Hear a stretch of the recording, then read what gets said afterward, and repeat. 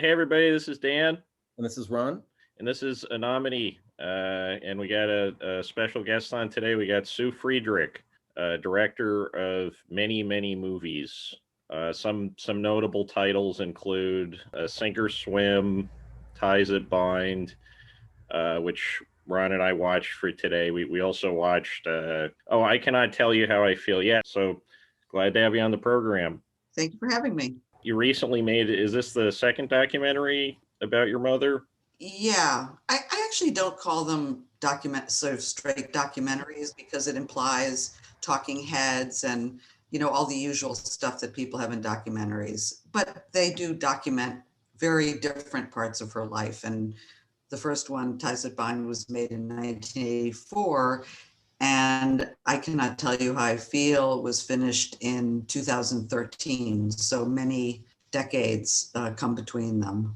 And is your mother still living? No, she passed away in December of 2018. So the film documents what happened when she started losing her short-term memory in 2014. And my brother and sister and I, who all live in the New York area, decided that we had to move her here. She had been living in Chicago and she was single.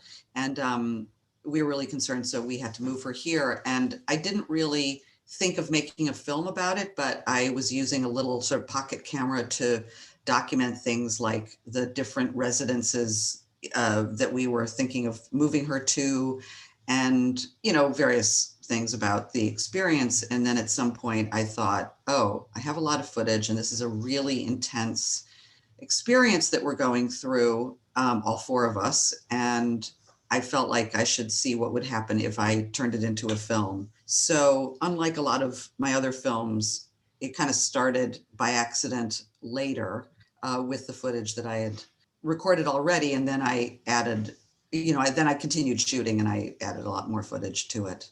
That's interesting because I noticed there was a lot of like the pictures were more directly kind of correlated to what was going on in the narrative than a lot of the other films. There weren't quite as many kind of like poetic inserts. Mm-hmm. Yes, it was very much about the present, the brutal present. And it's true that with other films, I write a lot of voiceover, sort of vignettes, short stories that go along with the images. And I have a little somewhat more distance from the material, let's say. And this was really what was happening from moment to moment with her.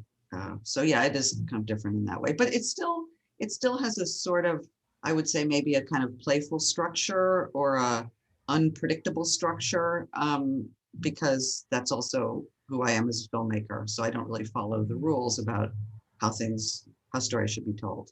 Right, that kind of works because I think the dementia is a kind of unpredictable process. Yes, it's a nightmare. I mean, I guess you never know what something is like until you go through it. So, I mean, I'm now 65, so I was 61 when this started happening. And no, that's not true. I was a little younger, but anyway, and I already had friends whose parents had started losing their memory or had Alzheimer's. I mean, there's a difference, obviously, between those two conditions. And my grandfather had Alzheimer's when I was very young. It started when I was 18. So I sort of, I saw his decline, but I was really young. And now, knowing friends who'd gone through it, I was always very sympathetic and talked to them. But it's really different when it's your own parent. And it's really a steep learning curve, knowing how to deal with them, knowing how to be careful with their dignity, really. I mean, the film opens with her saying, the day that we're moving her from Chicago, saying, this is going to kill me. And you hear me say, no, Mom, it's not going to kill you. But, I can understand why she felt that, because she's being torn from the place she's lived for 52 years. And she kind of knows what's up. And so it's very hard. It's very hard. And was editing the footage difficult? Was it a difficult process? Yes, because I didn't have a plan. But I mean, I have been making films for something like 42 years. So it's not that I don't know how to think my way through the problems of editing, but if you don't have any kind of structure to start with, then you have to really make up a lot as you go, and start over, put things in, take them, really just work on it. So I found myself just working on very small sections of it. Oh, here's the part about whatever it might have been. Let's just get that together and then see how it works with the next part. And yeah, eventually it gets done. And one of the things that was not helpful, but useful was the various points when music entered into it, because I really do work a lot also with music. And yeah, and so I found that a bit of something to help with the structure of it. There are people who have taken films of mine or clips from films of mine and have put their own music onto it. So like Gently Down the Stream, which is a very early film of mine, a silent film. There were several examples of people who had put really ridiculous, horrible music onto it. And another film, Scar Tissue. And, every once in a while I'll go through YouTube and see whether somebody else, because I will request for them to be put down, and I'll see whether there are new ones that have been put up. So it's like they catch the commercial music, but I guess they wouldn't have any way of knowing with some completely independent film whether the music that was attached to it was actually original to the film. Although some people brag about, here's Gently Down the Stream with music specially composed by whoever. So they're actually announcing that they've added music to it, which really pisses me off. I mean, maybe it's a compliment, but no, you leave films alone. Sometimes those get like surreal. I remember that there was one like to Tom Waits, Anywhere I Lay My Head, which is like this incredibly depressing song, and this guy put all of his like kids' baby photos over it. Oh my God. And it just like was, it was kind of weirdly, I don't know. Yeah, like that kind of vernacular film on YouTube kind of fascinates me sometimes. Yeah. I didn't realize there were homemade music videos of your early work, though, apparently. Actually, I should have ripped them all before I had them taken down, just to say. And it's true also, the very, very, very famous experimental film, Meshes of the Afternoon by Maya Deren, which was silent originally, and then had a score that was composed by Teiji Ito, who was her then husband. And it's kind of flute music, maybe a Japanese flute, whatever. But it's really fantastic and works perfectly with the film. And there are so many copies of Meshes on YouTube with other crap music put on them. And the person who controls the rights to Meshes is pretty vigilant about it, and also pretty outraged by, it's just like she can never keep them, somebody else then puts one up and somebody else, Right, it's like whack-a-mole. Exactly. Whack a musician. Do they just edit the score? Or do they start like re-editing and created their own version? Oh no, they put totally different music on it. They don't use his. They just put some whatever they like up. I mean, it kind of raises. I should say, I don't know how your listeners would feel about this, because in this modern age we live in, people tend to like the idea of this absolutely open, creative field. Like everything is free, do whatever you want, sample, mix it up, do mashups, all of that. And of course, that can lead to really great things being done. But I think there's a line, I think there are ways in which it's wrong to do that. There are ways in which it's important to respect the original intention of the maker and not just slap some completely inappropriate text even or music onto something, or take somebody's images and, fold them into your own thing. I think it's, one has to be extremely thoughtful and considerate when doing something like that, because we should respect the coherent piece that somebody else has labored for a long time to make. You don't republish The Great Gatsby and leave out chapter 32 because exactly. Or put 32 at the beginning. Just right, exactly.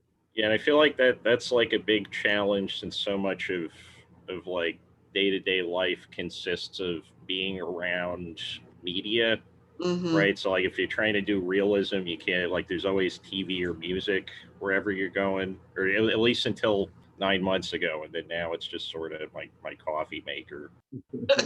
Well, there's also this weird thing. So a couple of years ago, I was teaching a class and I was co-teaching it. So to another person who was more or less my age mate. And the students were working on these short films. And one of them presented a film that had a song from Abbey Road. And so we watched the film, and then Katie and I said, well, one thing that's really odd about it is that you're not using the original song, which would suggest that we think people should just use originals without paying license. But that's leaving that aside. It was more about the quality of the song, and the student said, it's the original. And we said, no, it really isn't. And we had this little like back and forth, and then thought, well, all we have to do is play the original, we're going to compare it. And a lot of the other students in the class had no idea that it wasn't the original. And when we played it, we then said, well, have you guys ever listened to the entire album?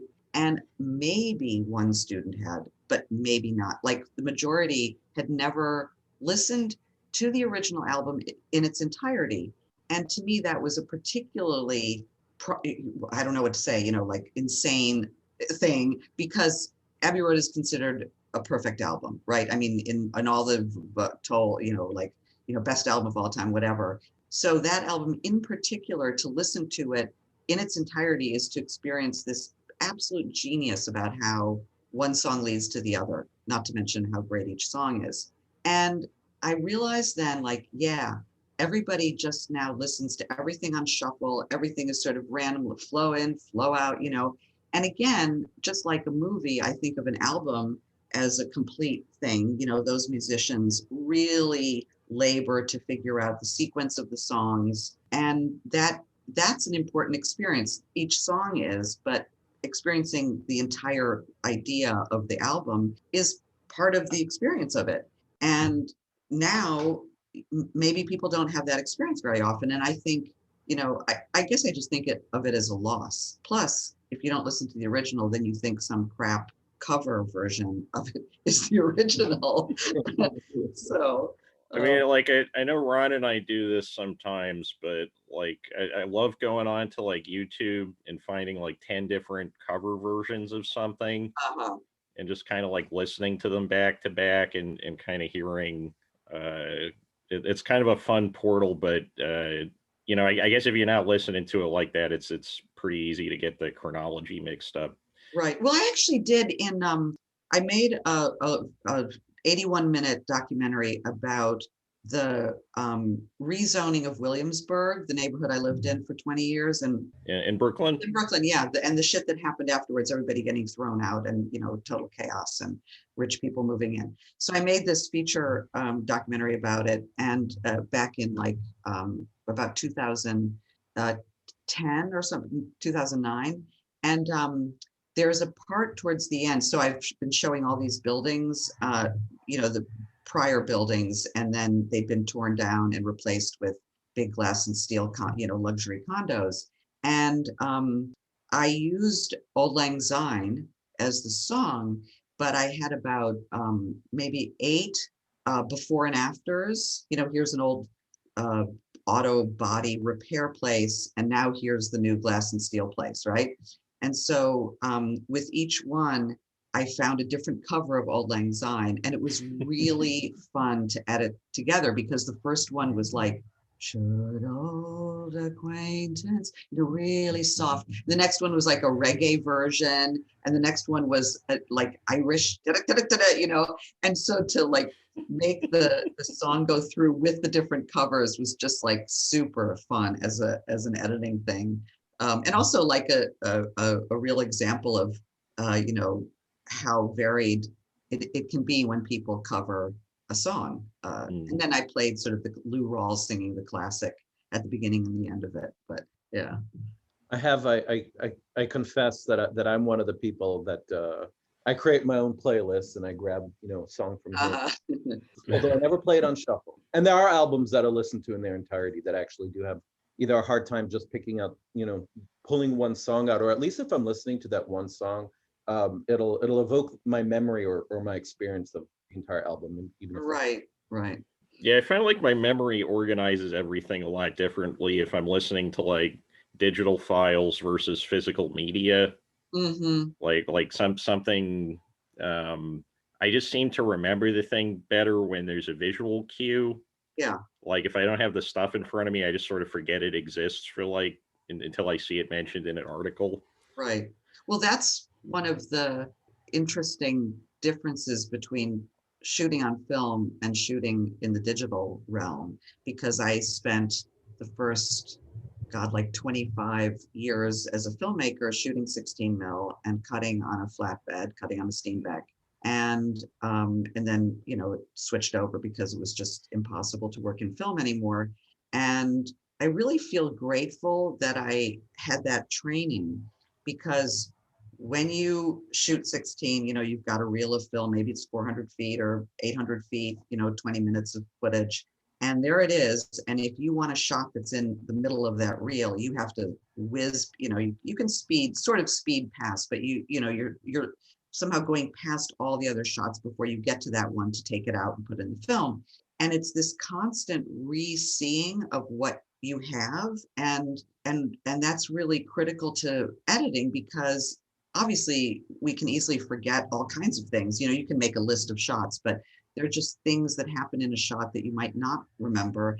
And, you know, you're whizzing through your footage to try to get to that shot you think you're going to want. And suddenly your eye falls on this other and you think, oh, whoa, I forgot about that. That's super great, right?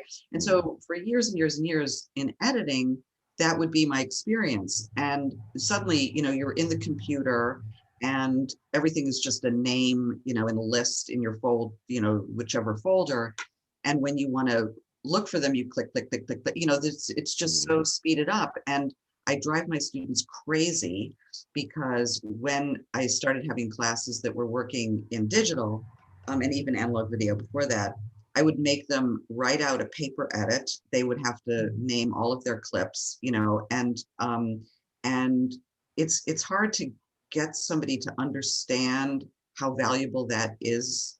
But once they do it, the students who are serious about it, once they start doing that, they understand, because you have to have a very close relationship to your material, and the digital thing is just completely immaterial. It's so abstract, you know, it's just words, or even some people don't even name their clips. They just edit with 0001 and, you know, which I think is completely insane. But yeah, I think it was a very good training to start in film. Yeah, and I think like how you like assemble your shots on paper has a huge impact on the finished product, or like even just how you examine it. Like I remember I read an interview with Don DeLillo where he said that he would clip out all the individual paragraphs of a chapter and then just shuffle them in like a box and see if they made sense when he put them back together as like a jigsaw puzzle. Yeah, yeah. I think with a paper edit, and what I also always tell them is that, you know, there I would be with whatever, like let's say The Ties That Bind, and I've got, you know, 5 hours of interviews with my mother. I transcribe all of it, you know, into a notebook. And then because I couldn't afford to shoot a lot of film when I made The Ties That Bind. I mean, it was just like so many years ago.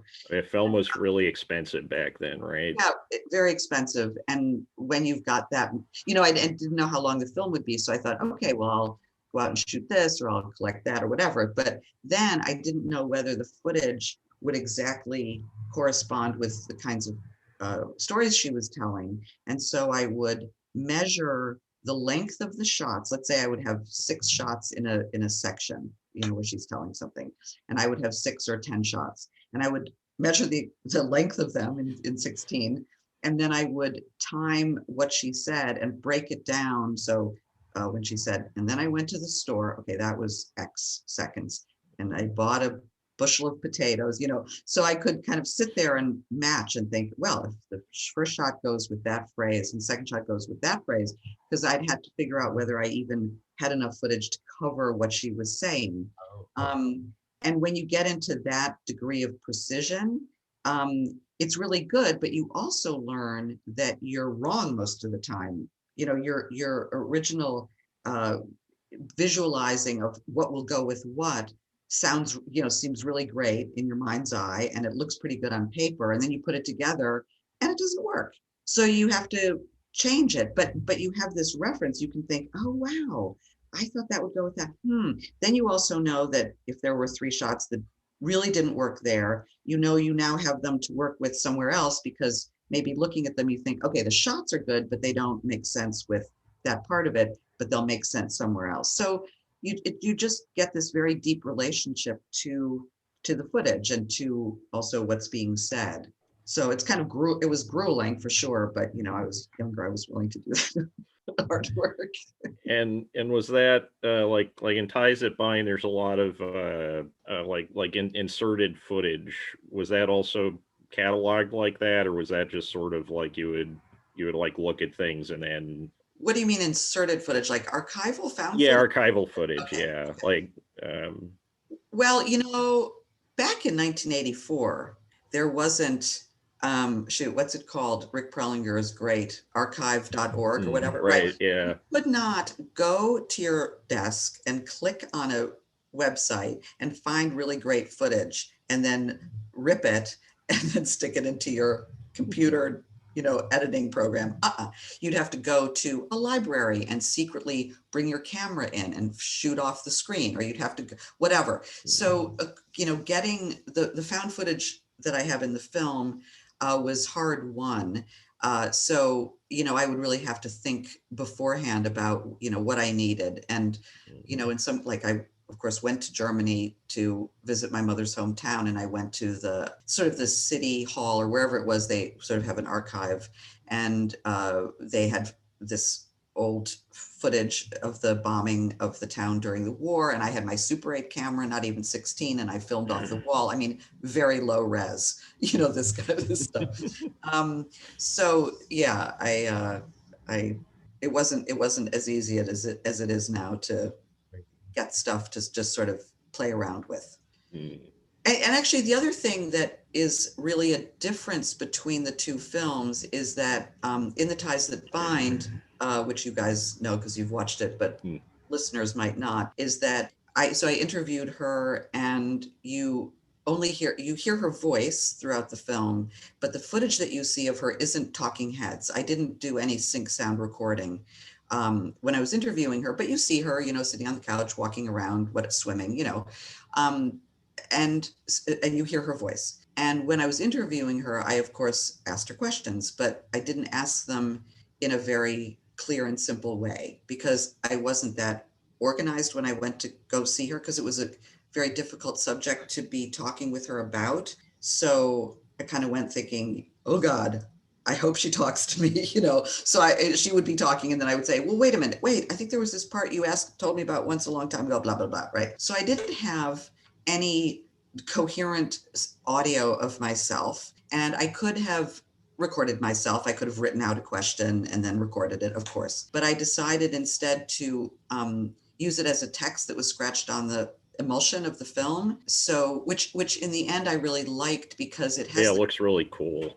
Yeah, but it also has, thank you, but it also has the quality of a child. It's all like wobbly, and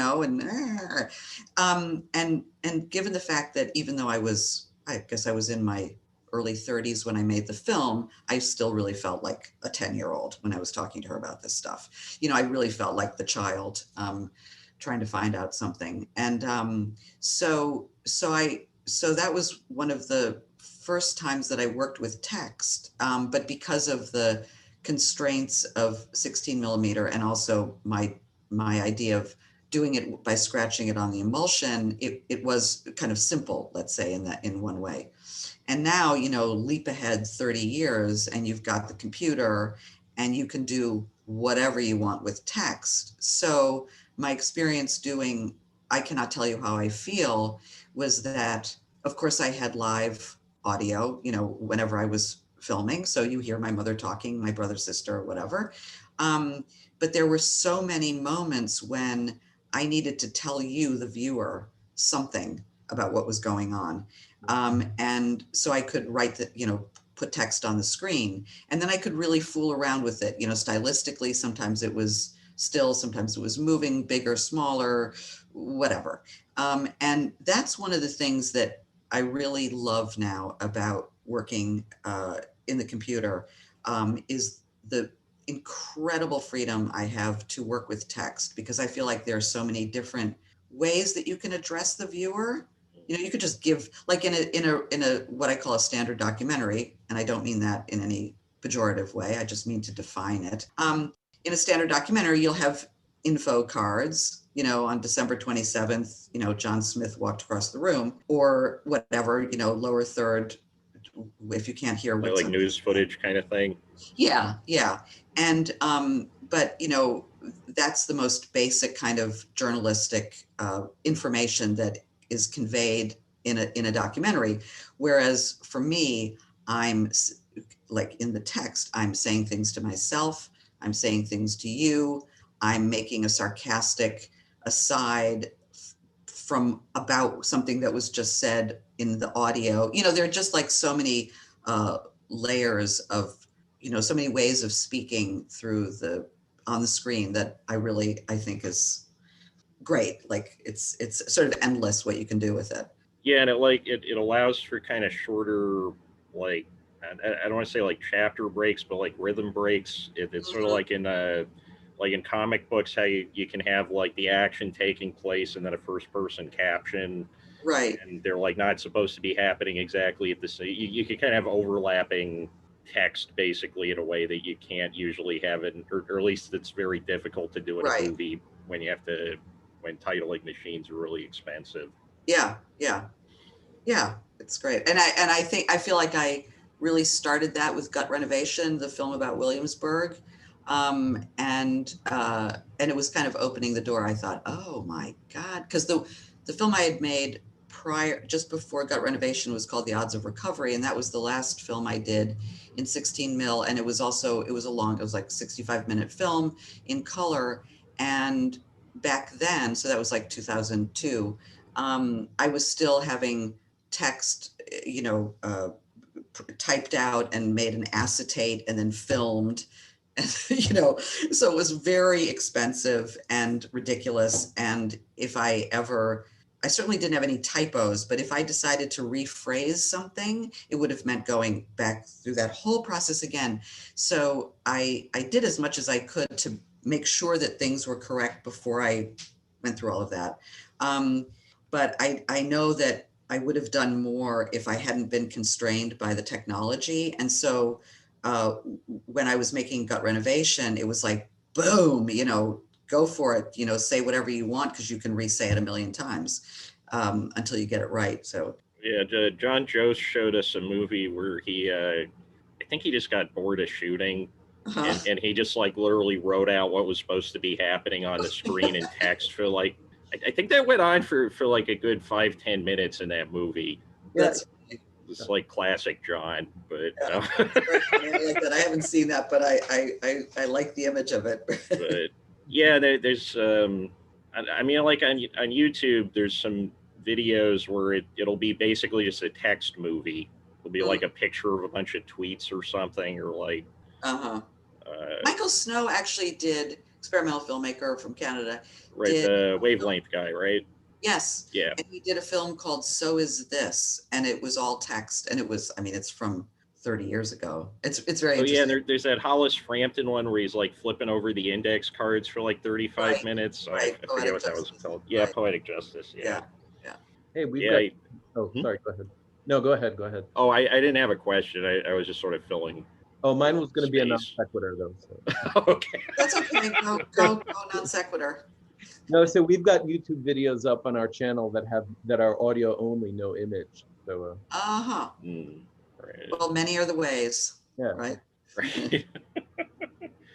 Yeah, I mean, there's a lot of genres of film that seem to have come out of the internet that like I would not have predicted existing 10 years ago. Like there's that whole genre where they'll take like a like 30-second clip and then loop it slowed down for 10 or 15 hours.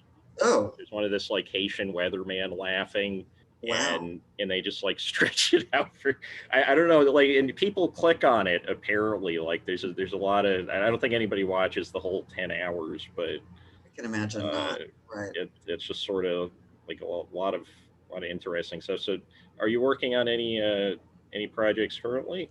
Well, since when I finished, I cannot tell you how I feel. After a while, I mean, it always takes me a while to start something new. And after a while, I started thinking about a film, very more experimental, whatever. I don't even want to describe it because it's so unclear yet. But anyway, I started shooting footage, and I also started working on a book. And the book is about a trip that I did through West Africa when I was 21 years old, like right after college. I traveled through about 8 countries in West Africa by myself for about 6 months.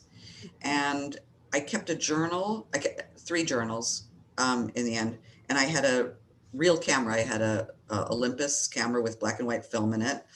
And I took pictures, and there's a lot of correspondence back home and then from home. And also letters that Africans wrote me after I came home. I got a lot of letters from various people I had met and stayed with and stuff. And so I had all this material sitting in the basement, so to speak, for 40 years. And for some reason, I thought maybe I'll see what this is after all this time. And so I started transcribing all of it, and I got very involved in it. And so, okay, there was this film percolating and this book being transcribed. And then through a fluke, when I was starting to prep for spring classes, I'm trying to remember the years. What is it now? Jesus Christ. Okay, let's say 2018. I was doing this, I was preparing a chapter about editing for the students. And in the chapter, they kept talking, and it's about good editing, right? So they're talking about, this film by Hitchcock, this film by so-and-so, blah, blah, blah. I was like, hold on a minute. Who edited this film? This is supposed to be about editing, and they're talking about the director. So I went on to IMDb, and I looked up, and there were, a good number of films. Let's say there were 30 films mentioned in this chapter. And I looked up all of the editors, and lo and behold, a lot of them were women. And I thought, okay, hold on a minute here. So I kind of just, without really considering the amount of work it would take, I started putting together a PowerPoint about them. And it went from there to a website, which has turned into this massive website that has something like 206 editors cataloged. And like a wiki page? No, it's a real website. It's called Edited By. Like now, if you go to Google and you type, okay, when I started, one day I thought, okay, I'm gonna make this, PowerPoint, and I'm gonna find out about Blanche Sewell. Guess what she edited? Susan Cain. The Wizard of Oz. Oh, okay. So one of my mantras while I was doing this was like, who edited The Wizard of Oz? Do you know who edited The Wizard of Oz? I bet you don't know who edited The Wizard of Oz. Okay, so I start Googling the names from this chapter. So very, very important films, right? There's nothing. Go to page 3, page 4, page 5. So now if you try to find out about Marguerite Renoir or Francois Collin, or you name it, like all these editors from around the world, they all pop up on the first page of Google because of my website. So finally are getting their place in the sun. And the thing is, male editors get treated the same way. People just don't respect the editor. I don't know why. Even on movie posters, now maybe it's different. I don't know. But and I also have this huge section in the website of posters from the films. So it's kind of like the entirety of film history. When you see these posters, they're so fabulous. But like, how there's all the tiny text at the bottom, directed by yada, yada actors, whatever. Is the editor usually there? I feel like the editor isn't. Yeah. No. So who's there? Some written by, screenplay by, whatever. The composer. The composer is almost always credited on the poster and not the editor. And I think, okay, we can talk about how important music is, but hello, what about the editor, right? Okay, so that was like a year and a half of work doing so that. They just have like a really bad union? I think the work of the editor is so entwined with the work of the director that people almost can't deal with the fact that the editor is a major maker of the film. Somehow the composer is a little bit off to the side. The writer, they came before, but the director and the editor, and a lot of the times the director isn't even around when the film is being edited. So it's a very bizarre thing. And in any case, not to sort of go on, but people should check it out. It's very easy to find because it's called Edited By. And then I guess last summer I started working more on the book. And then this past January, and I also I added more women to the editor's site, because then people started writing me afterwards. They're like, what about so-and-so who did all the Buñuel films? I'm like, oh shit, I forgot her. So I added a bunch of people. So there's going to be like a whole alternate textbook on the internet now. Well, yeah. I mean, a lot of people are using it in their classroom now because it's, it's like the source. There are two books that are about editing. That one is really just about women, and the other is a mixture. It's European editors, but it's a very small number. It's like, the book by David Mule has maybe 15 editors in it, and mine has 200. It's a pretty substantial resource for people.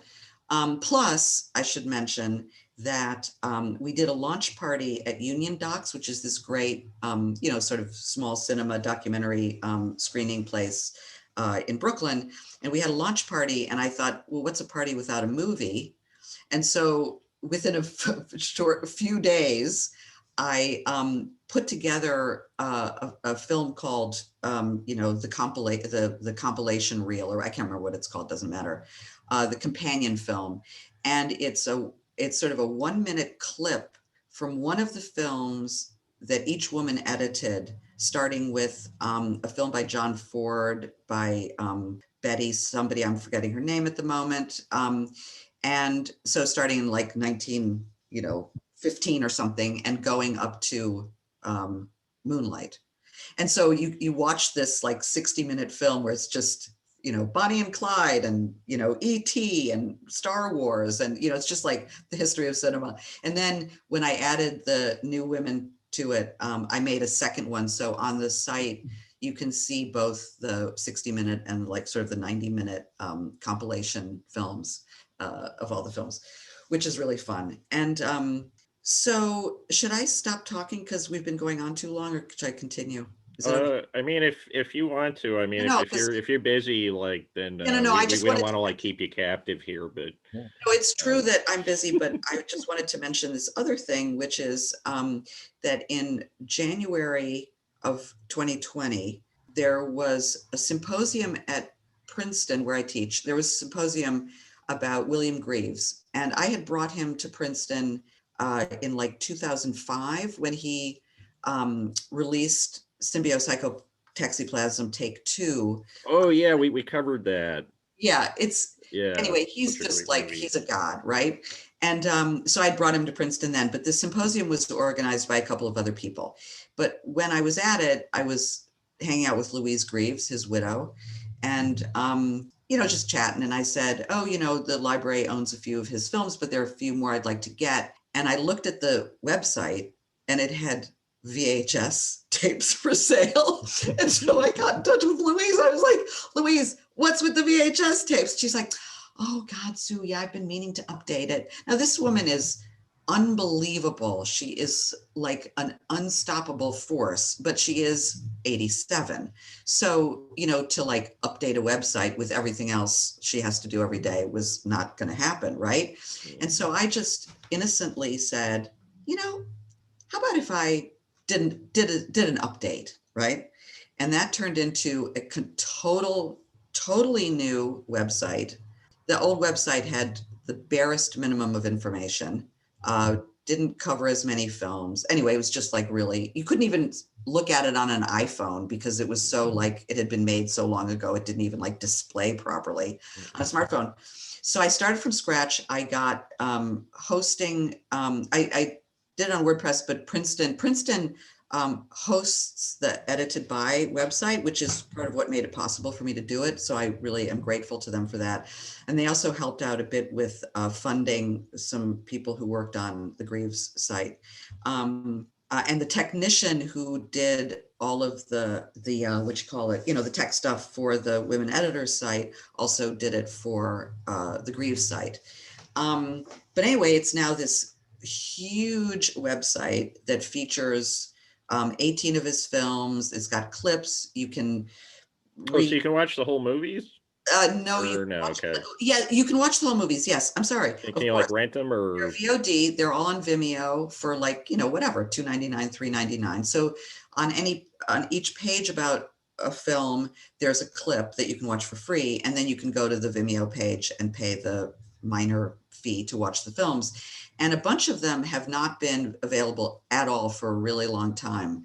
So so it's a great resource. I'm not going to get anything done this week.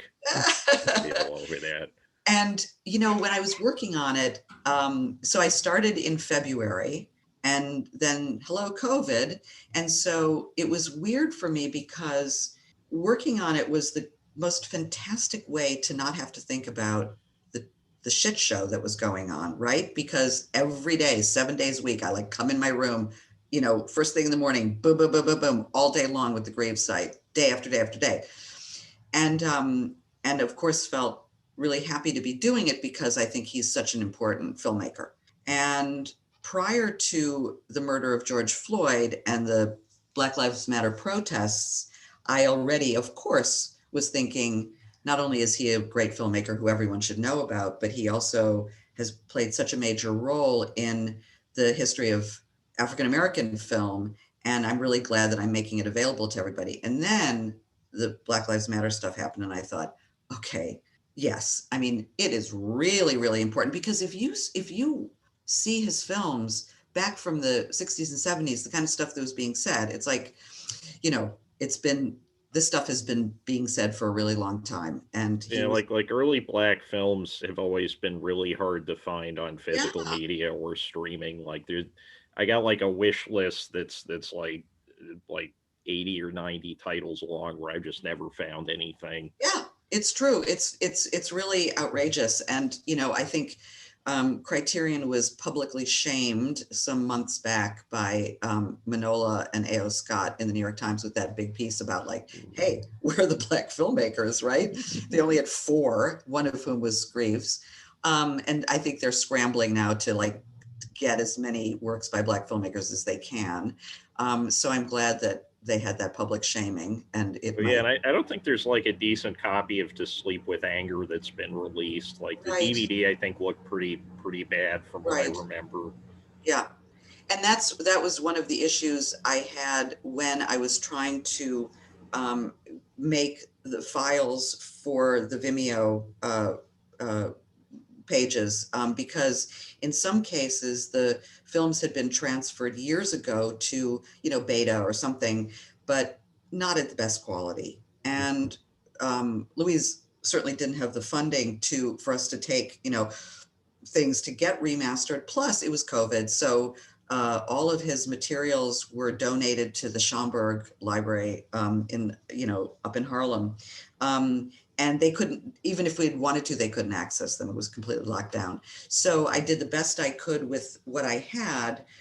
So when people are watching the films, they might bear that in mind, and think that it could be, let's say that Criterion would be putting out a box set and would do remastering of, some of these films, which would be great.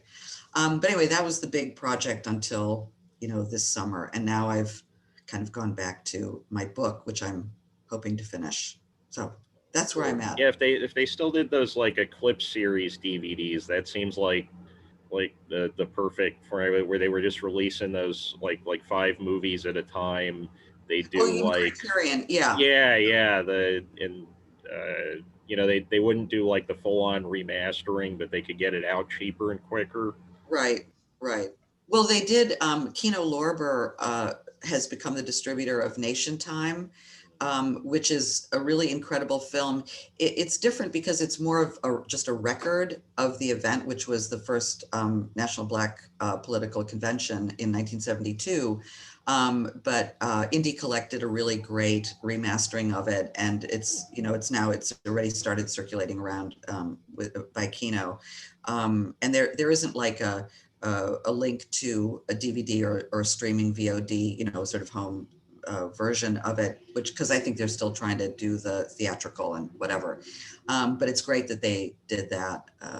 And I was talking about it the other day with my partner, and there are a lot of great speakers in it, you know, all the big people from the time, but Jesse Jackson gives this speech at one point, and gives the title to the film, because he says, what time is it? It's nation time. But that speech, man, it is unbelievable. It is so electric. His presence, it's just great. I remember, or my image of Jesse Jackson, where I first became aware of him, was that during the 1984 presidential election. Mm-hmm. His slogan was "Keep Hope Alive," and I could still picture him saying that. Like you said, it's so electrifying. Yeah, he had, yeah. So maybe it is. Maybe I'm running out of time. So go back to my book. Oh yeah. So so I guess you have anything else to tell us about the book? No, but I do want to mention, I don't know what kind of text you put on your page, but all my work is available through Outcast Films, except that the newest film, I Cannot Tell You How I Feel, is being distributed by Icarus Films. And I just want to caution people, or help people along. If you go to Outcast Films and you put my name in and you start to look for the film, the website is a little bit tangled, right? So you go in and it says, you know, see this page and see that page. And I just promise you, if you persist, you will get to a place where it says home video, and then you click on that and you can find the link, you know, and pay like $1.99, $2.99, whatever it is, and you can watch the films in their entirety. And are there still DVDs available or no? Yes, they also sell home DVDs, right. And, I mean, the other thing I could do is I actually put together a list of the URLs for every single of the films on Outcast that leads you directly to the page where you can watch it. And I could send that to you if you want to put it up on the page. Yeah, that would be cool. Okay, because I did that recently, because somebody was like, I can't find your film. Like, it's there, I promise. Oh yeah, we get that comment about a lot of films we cover, like we're not dealing with a lot that's like streaming on the big services usually. Right. So people are just sort of like, where did you find that? And then I always tell them, like, in a box by the train tracks. Right. That's where you find all the good stuff. You're only half joking. Yeah, that's like, I have found stuff like that. Yeah, that's true. Cool. So I guess anything else you like to add? No, it was fun talking to you. And, yeah, thanks for coming on. Yeah. I was just saying, I'm totally with you. What's a party without a movie? Right. Thumbs up to that. Right. I'm still Dan. And I'm still Ron. And she's still Sue Friedrich. And go check out the movies in the link on the bottom of the page. And so this has been Anomity. Another chapter of Anomity comes to a sunset period. Well, thank you very much for coming on, Sue. You're welcome. Thank you. Okay. Take care. Bye. Take care.